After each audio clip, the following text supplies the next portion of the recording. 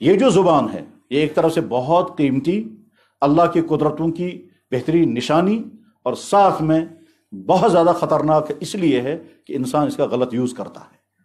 چنانچہ اللہ کے نبی نے فرمایا مَن يَضْمَنُ لِي مَا بَيْنَ لِحْيَيْهِ وَمَا بَيْنَ فَخِذَيْهِ أَضْمَنُ لَهُ الْجَنَّةَ، جو مجھے گارنٹی دے گا، جو مجھے ضمانت دے گا کہ دو چیزوں کا غلط یوز نہیں کرے گا، میں اسے گارنٹی دیتا ہوں کہ وہ میرے ساتھ جنت میں آئے گا۔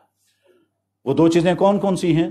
آپ نے سمجھانے کے لیے فرمایا مَا بَيْنَ فَخِذَيْهِ، تمہارے دو جبڑوں کے بیچ میں جو ہے یعنی زبان، اور تمہاری دونوں رانوں کے بیچ میں جو حصہ ہے اس پورشن کا غلط استعمال کوئی نہیں کرے گا تو حضور نے فرمایا میں اس کو گارنٹی دیتا ہوں میرے ساتھ جنت میں آئے گا۔ زبان کے غلط استعمال کا ایک اہم ترین پہلو جس کی ہمیں بڑی زیادہ فکر مندی کے ساتھ اپنے آپ کو بچانے کی کوشش کرنی چاہیے، وہ زبان کا بہت ہی خطرناک پہلو یہ ہے کہ انسان اپنی زبان سے اللہ کے نبی، قرآن اور دین اسلام کے متعلق بہت غلط کمنٹس پاس کرتا ہے۔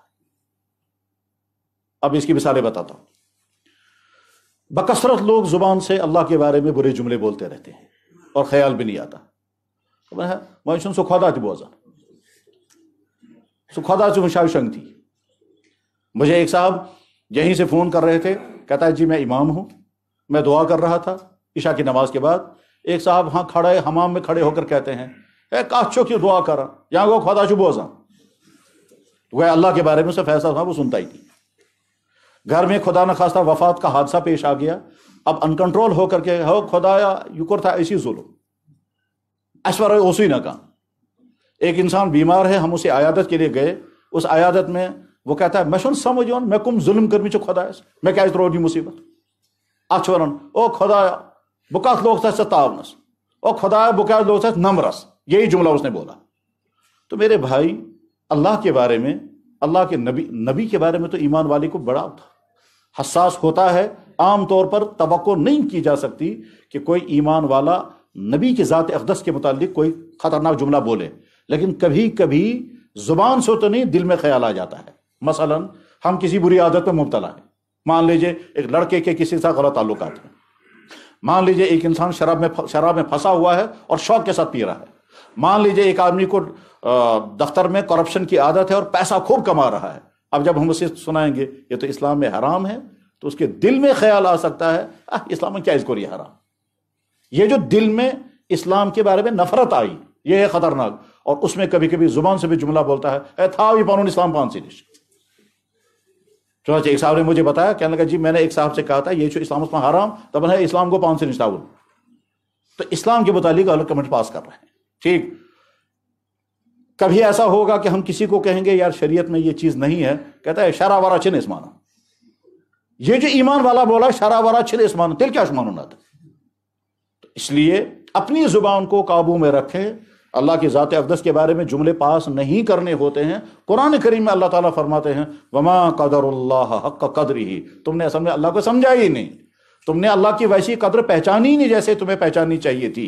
تمہیں یہ تو نظر آ جاتا ہے تم کو پریشانی آ گئی، لیکن یہ نظر نہیں آتا ہے کہ تم کو انعامات کتنے دیے ہیں۔ پریشانی کی بنیاد پر اگر انسان خدا کے بارے میں کمنٹس پاس کرنے لگے تو ساتھ میں پہلے یہ سوچے کہ پریشانیاں تو اس دنیا میں سب سے زیادہ نبی کو آئی ہے۔ اللہ کے نبی علیہ السلام نے ارشاد فرمایا وَلَقَدْ أُوذِيتُ فِي اللَّهِ وَمَا أُوذِيَ أَحَدٌ مِثْلِهِ، مجھے اللہ کے راستے میں اتنا ستایا گیا، اتنی مجھے اذیتیں پہنچائی گئی، اتنی اذیت کسی کو نہیں پہنچائی گئی۔ یہ اللہ کے نبی فرما رہے ہیں وَلَقَدْ أُخْفِيتُ فِي اللَّهِ وَمَا أُخْفِيَ أَحَدٌ مِثْلِي۔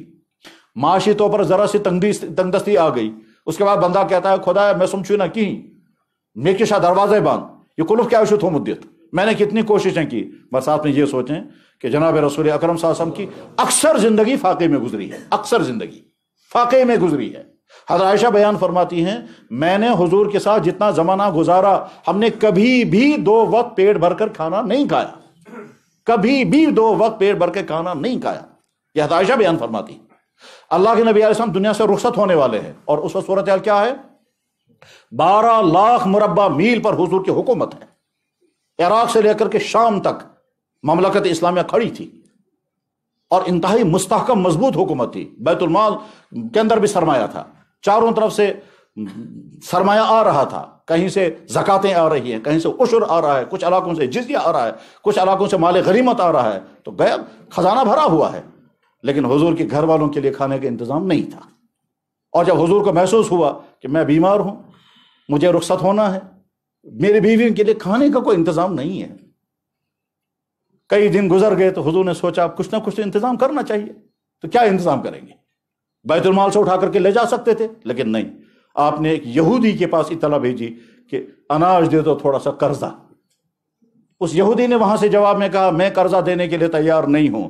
اسے سوچا ہوگا یہ دنیا سے جانے والے ہیں، ان کا کوئی بیٹا بھی نہیں ہے، ان کا کوئی بھائی بھی نہیں ہے، ان کے پاس کوئی سرمایہ بھی نہیں ہے، اگر میں نے ان کو قرضہ دے دیا تو قرضہ دینے کے بعد پھر مجھے دے گا کون؟ یہ چلے جائیں گے۔ تو اسے صاف انکار کر دیا، میں قرضہ دینے کے لیے، قرضے پر اناج دینے کے لیے تیار نہیں، ہاں اگر کوئی چیز میرے پاس بند رکھو۔ تو اللہ کے نبی علیہ السلام نے اپنی ایک زرہ اس یہودی کے پاس بند رکھی، اور وہاں سے تھوڑا سا جو لایا گیا، وہ جو ازواج مطہرات کے گھروں میں تقسیم ہوا، انہوں نے اپنے ہاتھوں سے اس کو پیسا اور ستو بنا کر کے کھائے۔ وہ زرہ حضور کی وہاں یہودی کے پاس بند ہے۔ حضرت عائشہ صدیقہ رضی اللہ عنہ بیان کرتی ہیں، بخاری شریف میں حدیث موجود ہے، بخاری شریف کا ایک چپٹر ہے، اس کو کہتے ہیں کتاب المغازی۔ اس کتاب المغازی کے اخیر میں چپٹر ہے وفات النبی، نبی علیہ السلام اس دنیا سے رخصت ہو رہے ہیں، اس وقت کیا واقعات پیش آ گئے، جس وقت حضور دنیا سے رخصت ہو رہے تھے اس وقت کیا کیا واقعات پیش آ گئے، ان تمام واقعات کو حضرت عائشہ بیان کرتی ہیں۔ انہی واقعات میں سے ایک واقعہ یہ بیان کرتی ہیں، کہتی ہیں قبض رسول اللہ صلی اللہ علیہ وسلم، اللہ کے نبی علیہ السلام کی روح مبارک قبض کی گئی، یعنی دنیا سے رخصت ہو گئے۔ وَدِرْعُهُ، اس حال میں کہ ان کی زرہ مرہونۃ، رہن تھی، مارڈیگیج تھی، ان دا یہودین، ایک یہودی کے پاس، بثلاثین من صاع، 10-15 کلو جو کے بدلے میں، اور وہ چھوڑا نہیں سکے۔ تو ایک انسان معاشی طور پر مشکلات میں آ گیا، وہ فوراً اللہ کے بارے میں کمنٹس پاس کرتا ہے۔ معاشی مشکلات اس سے زیادہ اور کس کو ہوئی ہوں گی کہ اللہ کے نبی علیہ السلام کے گھر میں کھانا نہیں ہے اور حضور دنیا سے رخصت ہو گئے۔ تو خلاصہ یہ کہ یہ زبان اللہ کی نعمت، اس نعمت کا غلط استعمال نہیں کرنا چاہیے، اور بہت احتیاط برتنی چاہیے ایسے تمام جملوں سے جن جملوں کے نتیجے میں ایمان چلا جاتا ہے۔ ہم کھل کر کے یہ بات نہیں کہتے بھائی اس کی وجہ سے ایمان ختم ہو جائے گا، کیونکہ ڈر لگتا ہے ورنہ آگے مسلمان اس سے زیادہ اور جملہ بول دے گا، تو ہے ایمان چاہے یوت سست، ایک سی جملہ میں مکلے ہوا ایمان، آگے کچھ اور بھی کہہ سکتا ہے۔ ایک بھائی، اس سے کہا گیا بھائی یہ تو آپ بڑھاپے میں بیٹے کی شادی میں ڈانس کر رہے ہیں، یہ کوئی اچھی چیز نہیں ہے۔ کہنے لگا ہے خوشی ایک دن آتی ہے، آج کرنے دو۔ انہوں نے کہا بھائی یہ تو اسلام میں حرام ہے۔ اس نے کہا یہ اسلام تھی پانچ ضرورت ہی تو اسلام، یہ کہتا ہے یہ اسلام اپنے یہاں شہر کا آدمی ہے یہ، اور میں نے ان کو دیکھا بھی ہے ایک مرتبہ۔ تو غرض یہ کہ اپنی زبان کو قابو میں رکھنا چاہیے۔ ایک ہے انسان غلطی کرے، ایک ہے غلطی کے بعد پھر خدا پر کمنٹس پاس کرے، نبی کے بارے میں فیصلے سنانے لگے۔ یہ سلسلہ جب بڑھتا ہے تو نوبت کہاں تک آتی ہے میرے بھائی؟ عام ایمان والا سوچ بھی نہیں سکتا ہے کہ حالات کہاں تک پہنچتے ہیں۔ مثلا ایک کالج کے اندر ایک پروفیسر صاحب یا لیکچرر صاحب کھڑے ہو کر کہتے ہیں نبی صاحب بہت اچھے آدمی تھے مگر وہ بیکورڈ زمانہ تھا، آج فارورڈ زمانہ ہے، آج ان کی بات کیسی چلے گی؟ یہ ہے وہ کمنٹس پاس کرنے کا غلط سلسلہ۔ لہٰذا اپنی زبان کو اپنے قابو میں رکھیں، اللہ کے بارے میں، قرآن کے بارے میں، نبی کے بارے میں، مرنے کے بعد کے بارے میں، دین اسلام کے کسی حکم کے بارے میں توہین آمیز جملے زبان سے نہیں نکالنے چاہیے۔ اس میں خطرہ رہتا ہے کبھی کہ آدمی کا ایمان بھی چلا جائے اور آدمی کو پتہ بھی